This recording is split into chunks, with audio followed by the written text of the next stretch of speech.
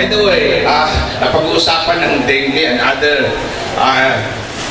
mga sakit, no? Ang sakit kung tutuusin, karamihan ng sakit na iiwasan. Sa papanong paraan? Number one, kalinisan, no? Environmental sanitation. Kaya dumadami ang dengue dahil sa dumi sa paligid. Maduming tubig, nag-iimpact ng tubig, hindi naman ginagamit, pinamumugaran po yun ng itlog ng may dengue na virus. So, titingnan-tingnan niyo yung mga batya ninyo, no? Yung mga balde-balde ninyo. Kung sakaling iniipon niyo yun, dahil gagamitin niyo sa mga susunod na araw, galaw-galawin niyo. Kasi galaw-galawin niyo. Huwag niyong hayaang stagnant. Kasi kung stagnant ang isang inipon ninyong tubig, paboritong pamugaran yan ng lamok. So, hindi kayo mag-i-impact ng tubig, nangahayaan nyo lang. Gagalaw-galawin ninyo every now and then. Pagkalaw ninyo dyan, makikita nyo minsan may lamok na kaagad na lumilipad eh. No? So, mga kanal na hindi nagdumadalo yung tubig, padaluyin ninyo. Kasi pag hindi dumalo yan, pabubugaran niya ng lamok na nagdadala ng dengue. No?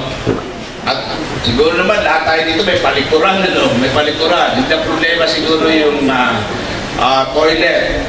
No? Pero kahit pa paano, sisiguraduhin natin na tuwing gagamit tayo ng toilet, bago tayo kumain, maghugas ng kamay. One way to prevent infection is hand washing. Gawin nating habit na tuwing pupunta ng pelikuran, tuwing iihi, maghuhugas ng kamay. Pag umawak ng mga pagkain, lalo na yung mga nagtitinda ng pagkain, hugas din ng kamay. Kasi pag yan kumalat ang mikrobyo, mapupunta yan sa pagkain, ang tubig makukontaminate, may inom natin ng tubig, yung pagkain malalangawan, sana uwi, diarrhea, gastroenteritis, no, typhoid fever, kasama pa. No? So ito yung mga sakit na naiiwasan. Mamaya, kung may pagkakataon, ang mga bata, titingnan ko yung mga kamay. No? Siguro naman sa public elementary school, chinek na rin ng mga teacher yung mga fingernails. No? Mga magulang, huwag nyo kalimutan yung fingernails ng mga anak ninyo. Kasi minsan yung mga yan, pag kumain, no?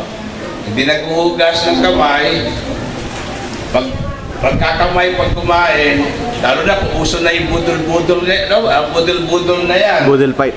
Budol fight na yan, no? Pakilimayad lang doon sa mag-budol fight, paghugas mo na ng mga kamay. No? Parang yung plano natin ha, mamaya. Oo, no? Maghugas ng kamay. Napakadaling maghugas ng kamay. Pero kung hindi nahugasan ang kamay, napakalaki ang tsansa na kakalat ang mikrobyo. Ngayon, kung uso-uso ang ubo, no? Siguro naman alam naman ninyo na kung paano uubo, no? Meron pamaraan na hindi kayo magkakalat ng mikrobyo, no? Tatakpan natin yung ating ilong o buganga tuwing nag-uubo, no? Huwag din tayo magdudura-dura kung saan-saan, no? Huwag tayo magdudura-dura ng kung saan-saan. Ngayon, doon naman sa mga kalalakihan, mag-ingat po kayo. Huwag kayong gumamit ng kung sino-sino babae, lalo kung may asawa kayo. Dahil, pag kayo nakakuha ng bakterya, no? Or virus, kasama na dyan ang HIV, hepatitis, no?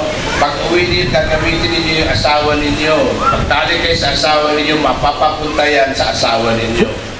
Although the elementary, may mga babae din na gumagawa yun ng extramarital relationship. No? Sa mata ng simbahan, kasalanan yan. Nasa 10 commandments yan. Pero minsan, hindi na nalala.